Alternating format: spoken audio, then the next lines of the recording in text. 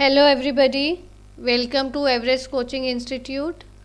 Today we will discuss class 12th economics. ये जो हमारी सीरीज़ चल रही है फॉरेन एक्सचेंज रेट की, उसी को हम आगे कंटिन्यू करेंगे आज. तो देखो क्या करते हैं.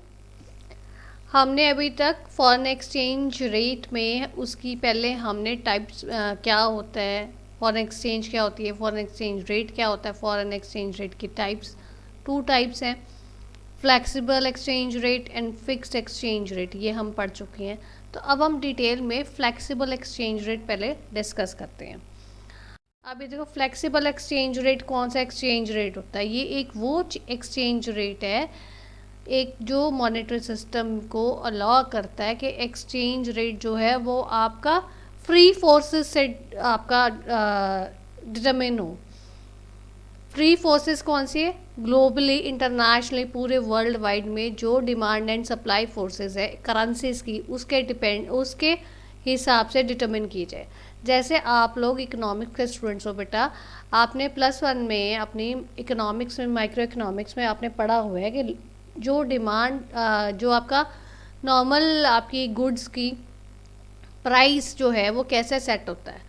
वो आपकी डिमांड एंड सप्लाई की जो फोर्सेस है उससे आपके डिपेंड करता है कि आपकी सब जो प्राइस कितना होगा क्वांटिटी का.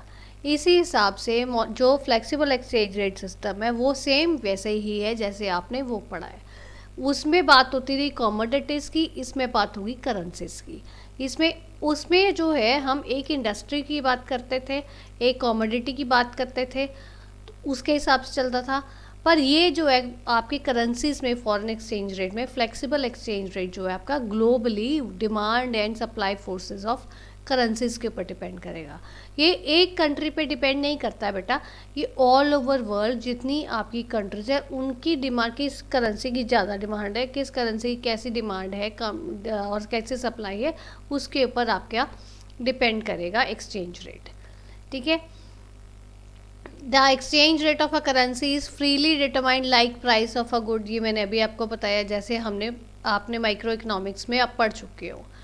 जो ऐसी currencies change in relative value all the time, क्योंकि ये करेंसीज की जो वैल्यू है वो हर टाइम चेंज क्यों होती रहती है, क्योंकि ये internationally globally demand and supply forces से फ्रीली डिटरमाइन होती है आपकी एक्सचेंज रेट. इसलिए करेंसीज की जो वैल्यू है वो अप डाउन होती रहती है.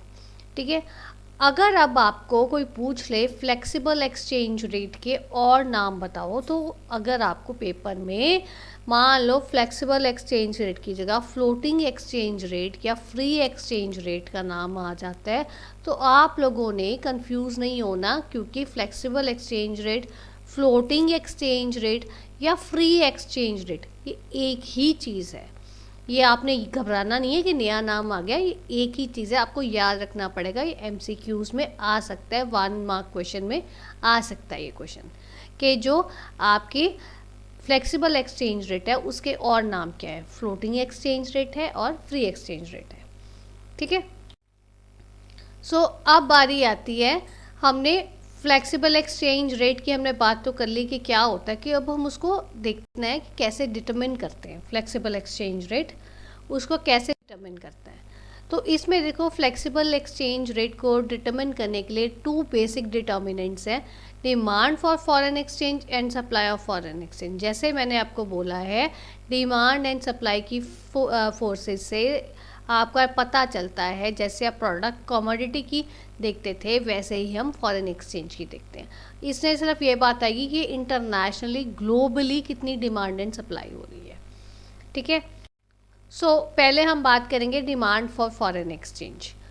इस डिमांड फॉर फॉरेन एक्सचेंज में ये जो इसका कॉन्सेप्ट मैं करवाऊंगी, ये जो आपने law of demand and law of supply पढ़ा हुआ है सेम वही है.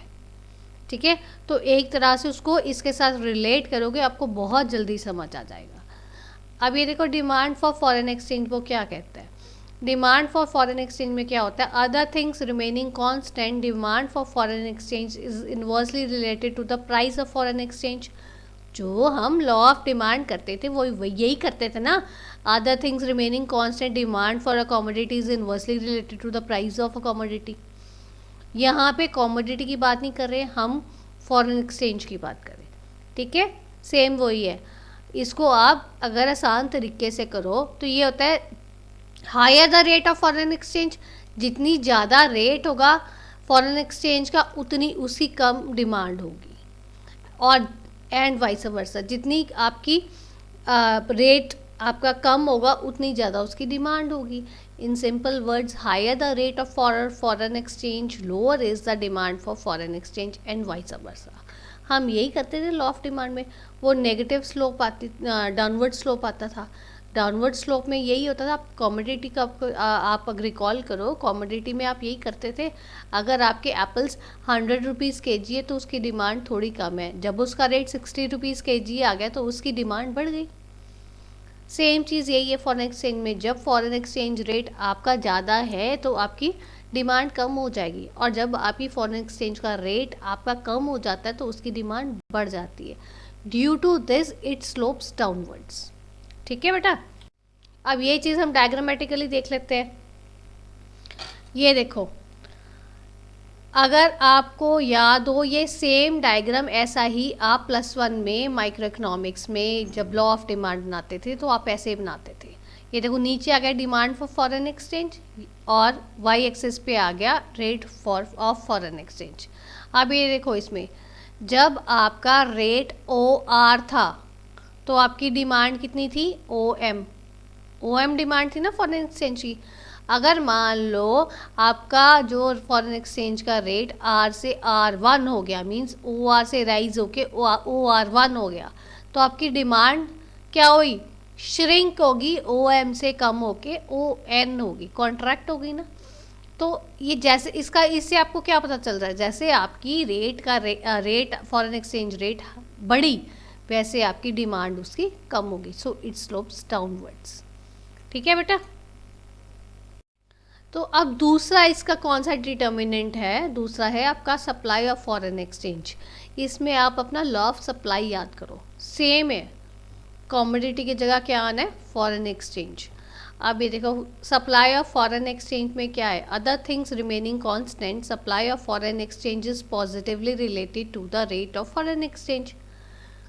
वो क्या कह रहे हैं? जो आपकी फॉरेन एक्सचेंज की सप्लाई है वो पॉजिटिवली रिलेट होती है रेट ऑफ फॉरेन एक्सचेंज से, और डिमांड के केस में वो नेगेटिवली रिलेट होती है क्योंकि वो उल्टी जाती है।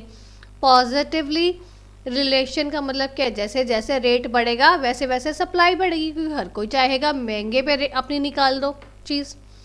जैसे जैसे रेट कम होगा वैसे वैसे सप्लाई श्रिंक होगी, है ना। In simple words, higher the rate of foreign exchange, higher is the supply of foreign exchange and vice versa.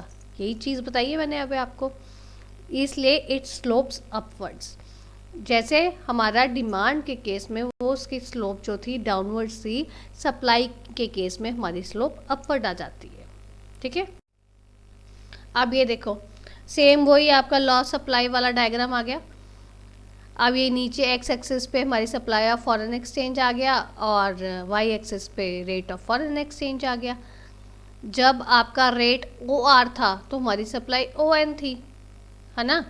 और जब आपका OR से रेट स्मॉल r हो गया, बढ़ गया, तो आपकी सप्लाई जो है वो एक्सपैंड होगी, बढ़ गई, इंक्रीज होगी, सप्लाई ON से OM होगी।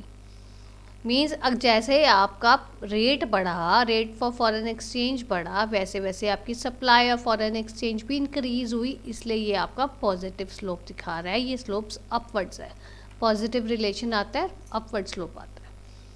ठीक है।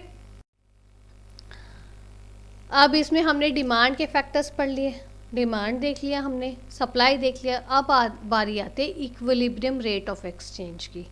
इक्विलिब्रियम रेट ऑफ एक्सचेंज क्या होता है? इक्विलिब्रियम आपने क्या पढ़ा हुआ है? इक्विलिब्रियम वही पॉइंट होता है जहाँ पे आपकी demand and supply meet. It is a point where your demand for a commodity and supply of a commodity meets. अब यहाँ पे क्या आएगा? कमोडिटी की जगह क्या आएगा? यहाँ पे हमारा आएगा फॉरेन एक्सचेंज। ठीक है। तो equilibrium rate of exchange is also known as par rate of exchange. In case अगर आपको एक क्वेश्चन आ जाता है इक्विलिब्रियम रेट ऑफ एक्सचेंज को किस नाम से बुलाते हैं, और तो वो पार रेट ऑफ एक्सचेंज है। या आपको क्वेश्चन में उन्होंने वो दे दिया कि राइट अ नोट ऑन या write a short note on par rate of exchange, तो आपने कंफ्यूज नहीं होना। Par rate of exchange means equilibrium rate of exchange है, ठीक है। अब equilibrium rate of exchange occurs when supply of foreign exchange is equal to demand for foreign exchange. यही मैंने आपको बताया ना कि जब जहाँ पे डिमांड एंड सप्लाई मीट करेगी, जहाँ पे जिस पॉइंट पे डिमांड आपकी सप्लाई के बराबर होगी, वो आपका इक्विलिब्रियम रेट ऑफ एक्सचेंज होगा, ठीक है। इसको अब हम डायग्रामेटिकली देखते हैं। ये देखो डायग्रामेटिकली ये हमारा डिमांड और सप्लाई फॉर फॉरेन एक्सचेंज एक में ही आ जाएगा एक्स एक्सिस पे, और वाई एक्सिस पे आ गया हमारा रेट ऑफ फॉरेन एक्सचेंज, ठीक है। अभी ये देखो, ये आपका जो पॉइंट है, या S S is your supply curve and D D is your demand curve. अब ये जब आपका रेट ओ पी है, ठीक है, और तो आपकी डिमांड है ओ क्यू फॉरेन एक्सचेंज की, उस पॉइंट पे ये दोनों कहाँ मीट कर रहे हैं, ये जो पॉइंट पे मीट कर रहे हैं वहाँ पे आपकी डिमांड एंड सप्लाई बराबर है, तो it means E is a equilibrium price. अब अगर मान लो अगर पी से एक्सचेंज रेट बढ़ जाता है, स्मॉल आर पे आ जाता है, तो इस केस में क्या हो रहा है, आपकी डिमांड जो है वो आपकी बढ़ गई, ठीक है, पर आपकी डिमांड और सप्लाई जो है वो आपकी सेम नहीं हो रही है। इस रेट पे आपकी डिमांड तो इंक्रीज़ होगी पर आपकी सप्लाई उतनी इंक्रीज़ नहीं होगी। इन द सेम वे जब आपकी पहले आर पे है, उस केस पे हमारी डिमांड और सप्लाई उस पे भी हमारी मीट नहीं हो रही। This is the only point where your demand and supply meets. So E is the equilibrium price, equilibrium rate of foreign exchange.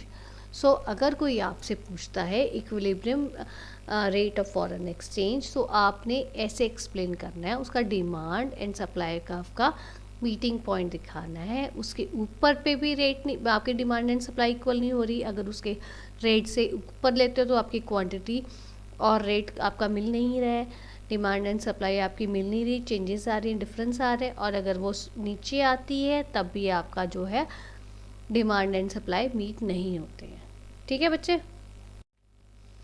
So this is all about today's video. If you find any difficulty, you are most welcome to give your feedback in the comment box. Thanks for watching.